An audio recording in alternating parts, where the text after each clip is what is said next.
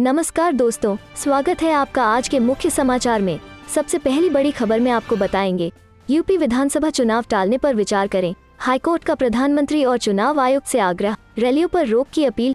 इसी के साथ दूसरी बड़ी खबर में जिक्र होगा कि यूपी 3 दिनों तक सार्वजनिक कार्यक्रमों में शामिल नहीं होंगे अखिलेश यादव, सपा रालोद रैली के लिए दी शुभकामनाएं। तीसरी बड़ी खबर में आपको बताएंगे कि सपा रालोद की संयुक्त परिवर्तन रैली में जयंत चौधरी बोले किसान सम्मान निधि के रूप में देंगे 12,000, चौधरी चरण सिंह को भारत रत्न देने की उठी आवाज। दोस्तों, हर एक खबर की गहराई में आपको ले जाएंगे, लेकिन उससे पहले अगर आपको भी ऐसा लगता है कि भाजपा की उल्टी गिनती शुरू हो चुकी है तो आप अभी इस वीडियो को लाइक कीजिए और इस लाल बटन को दबाकर चैनल को सब्सक्राइब करके घंटी बजाइए और कमेंट में लिखिए जय हिंद। यूपी विधानसभा चुनाव टालने पर विचार करें। हाईकोर्ट का प्रधानमंत्री और चुनाव आयुक्त से आग्रह, रैलियों पर रोक की अपील। जी हां दोस्तों, इलाहाबाद हाईकोर्ट ने देश व विदेशों में कोरोना के नए वेरिएंट ओमिक्रॉन के प्रसार को देखते हुए प्रधानमंत्री और चुनाव आयुक्त से यूपी विधानसभा चुनाव कुछ समय के लिए टालने का आग्रह किया है। कोर्ट ने कहा कि उत्तर प्रदेश के आगामी विधानसभा चुनाव में लोगों को कोरोना की तीसरी लहर से बचाने के लिए राजनीतिक दलों की भीड़ एकत्रित करने वाली चुनावी रैलियों पर रोक लगाई जाए। कोर्ट ने सुझाव दिया कि राजनीतिक दलों से चुनाव प्रचार टीवी व समाचार पत्रों के माध्यम से करने को कहा जाए।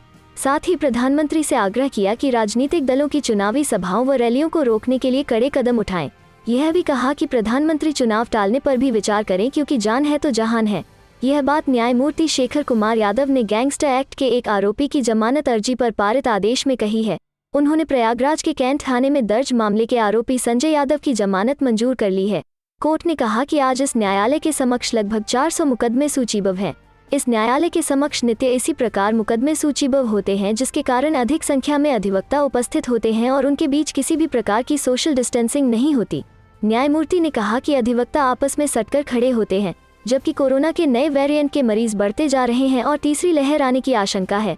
कोर्ट ने कहा कि दैनिक समाचार पत्र के अनुसार 24 घंटे में 6,000 नए मामले मिले हैं और 318 लोगों की मौत हुई है। साथ ही यह समस्या दिन ब दिन बढ़ती जा रही है। इस भयावह महामारी को देखते हुए चीन, नीदरलैंड, आयरलैंड, जर्मनी, स्कॉटलैंड जैसे देशों ने पूर्ण या आंशिक लॉकडाउन लगा दिया है। ऐसी स्थिति में हाईकोर्ट के रजिस्ट्रार जनरल से आग्रह है कि वो इस विकट स्थिति से निपटने के लिए नियम बनाएं। कोर्ट ने कहा कि दैनिक समाचार पत्र और दूरदर्शन में ऐसी भयावह स्थिति दिखाई जा रही है, जबकि रोज कोरोना के नए वेरिएंट के मरीज बढ़ रहे हैं और तीसरी लहर दस्तक दे रही है। दूसरी लहर में हमने देखा है कि लाखों की संख्या में लोग कोरोना संक्रमित हुए और बड़ी संख्या में लोगों की मृत्यु हुई है। ग्राम पंचायत चुनाव एवं बंगाल विधानसभा के चुनाव ने लोगों को काफी संक्रमित किया, जिससे लोग मौत के मुंह में गए। चलते हैं अगली खबर की तरफ। यूपी 3 दिनों तक सार्वजनिक कार्यक्रमों में शामिल नहीं होंगे अखिलेश यादव, सपा रालोद रैली के लिए दी शुभकामनाएं। जी हां दोस्तों, सपा अध्यक्ष अखिलेश यादव ने पत्नी डिंपल यादव के कोरोना पॉजिटिव पाए जाने के बाद सार्वजनिक कार्यक्रमों से 3 दिन की दूरी बना ली है। उन्होंने खुद ट्वीट कर इसकी जानकारी दी। उन्होंने गुरुवार को इगलास में होने वाली सपा रालोद की रैली के लिए शुभकामनाएं दी। उन्होंने ट्वीट किया कि परिवार के लोगों के कोरोना पॉजिटिव होने की वजह से हम 3 दिनों के लिए एहतियात बरतते हुए सार्वजनिक कार्यक्रमों में शामिल नहीं हो पाएंगे। आज की इगलास की सपा रालोद की संयुक्त रैली की अपार सफलता के लिए शुभकामनाएं व सभी कार्यकर्ताओं से पूरे उत्साह और ऊर्जा से सक्रिय रहने की अपील। उन्होंने ट्विटर पर RT-PCR टेस्ट की रिपोर्ट भी अटैच की है, जिसमें उन्हें कोरोना निगेटिव दिखाया गया है। अखिलेश यादव ने एहतियात के तौर पर खुद को आइसोलेट कर लिया है। एक दिन पहले ही पत्नी डिंपल यादव और बेटी की कोरोना रिपोर्ट पॉजिटिव आई थी। चलते हैं अगली खबर की तरफ। सपा रालोद की संयुक्त परिवर्तन रैली में जयंत चौधरी बोले किसान सम्मान निधि के रूप में देंगे 12,000, चौधरी चरण सिंह को भारत रत्न देने की उठी आवाज।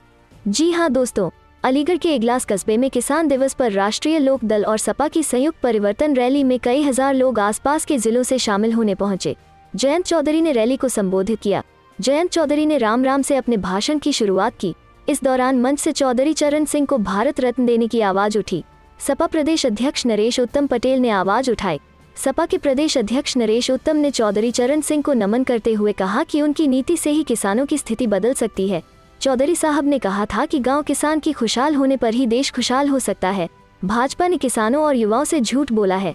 चारों तरफ महंगाई का बोलबाला है। देश का लोकतंत्र खतरे में है।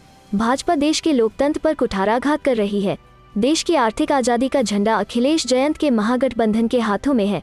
RLD के राष्ट्रीय अध्यक्ष जयंत चौधरी ने कहा कि रैली में जुटी अपार भीड़ हमारे आपके लिए शुभ संदेश है। अखिलेश और जयंत का जो हाथ मिला है तो चौधरी चरण सिंह का समीकरण सही होगा। चौधरी चरण सिंह कहते थे कि एक आंख खेत पर रखो और एक देश की राजनीति पर रखो। अखिलेश यादव ने चौधरी चरण सिंह को भारत रत्न देने की मांग की है। आज योगी मोदी की नींद हराम हो जाएगी। चलते हैं अगली खबर की तरफ। प्रियंका गांधी ने भी उठाया अयोध्या में जमीन घोटाले का मामला, निशाने पर योगी मोदी। जी हां दोस्तों, कांग्रेस की उत्तर प्रदेश प्रभारी महासचिव प्रियंका गांधी ने अयोध्या में राम मंदिर निर्माण के लिए खरीदी गई जमीनों में बड़े घोटाले का आरोप लगाते हुए पूरे प्रकरण की उच्चतम न्यायालय से जांच की मांग की है। कांग्रेस नेता ने मंदिर ट्रस्ट के पैसे का दुरुपयोग का आरोप लगाया और शीर्ष अदालत से इसका स्वतः संज्ञान लेने का आग्रह किया है। उन्होंने कहा कि इस पूरे मामले की नैतिक जिम्मेदारी मुख्यमंत्री योगी आदित्यनाथ और प्रधानमंत्री नरेंद्र मोदी को भी लेनी चाहिए। इस मामले में प्रदेश सरकार की ओर से राजस्व सचिव को पूरे मामले की जांच का आदेश दिया है। प्रियंका ने वीरवार को दिल्ली में एक प्रेस कॉन्फ्रेंस में कहा कि राम मंदिर निर्माण के लिए देश के तकरीबन हर परिवार ने चंदा दिया है। उस पैसे से कौड़ियों की जमीन करोड़ों में खरीद कर लोगों की आस्था को चोट पहुंचाई जा रही है। उन्होंने मंदिर निर्माण के लिए जमीनों के हुए कुछ सौदों के दस्तावेज जारी करते हुए कहा कि दलितों की जमीन खरीदी गई है जो कानून के तहत खरीदी नहीं जा सकती। एक तरह से दलितों की जमीन हड़पी गई है। जमीन को राम मंदिर ट्रस्ट को बहुत अधिक दाम पर बेची गई, जो बहुत बड़े घोटाले की ओर इशारा करता है। प्रियंका ने कुछ भूखंडों के कथित सौदों से संबंधित दस्तावेज जारी करते हुए आरोप लगाया कि भाजपा के नेता और अधिकारी जमीन की लूट में सम्मिलित हैं। राम मंदिर ट्रस्ट के पैसे का दुरुपयोग भाजपा, आरएसएस के नेताओं तथा अधिकारियों द्वारा किया जा रहा है। उन्होंने भाजपा पर निशाना साधते हुए कहा कि भगवान राम मर्यादा और नैतिकता के प्रतीक हैं। भाजपा भगवान के नाम पर भी भ्रष्टाचार कर रही है। एक सवाल के जवाब में उन्होंने कहा कि उच्चतम न्यायालय को इस मामले में स्वतः संज्ञान लेना चाहिए। कांग्रेस महासचिव ने कहा कि उत्तर प्रदेश सरकार की ओर से जांच आदेश महज दिखावा है। सरकार जिला अधिकारी के स्तर पर इस मामले की जांच करा रही है। प्रियंका ने कहा कि पूरे मामले की नैतिक जिम्मेदारी प्रधानमंत्री नरेंद्र मोदी तक जाती है। चलते हैं अगली खबर की तरफ। पंजाब में किसानों का आंदोलन तीसरे दिनों भी रहा जारी। 100 से ज्यादा ट्रेनों की आवाजाही प्रभावित। जी हां दोस्तों, पंजाब में विभिन्न स्थानों पर बुधवार को तीसरे दिन भी किसानों ने रेल पटरियों को अवरुद्ध कर दिया, जिससे 128 ट्रेनों की आवाजाही प्रभावित हुई। रेलवे के फिरोजपुर मंडल के अधिकारियों के अनुसार 59 ट्रेनों को रद्द कर दिया गया।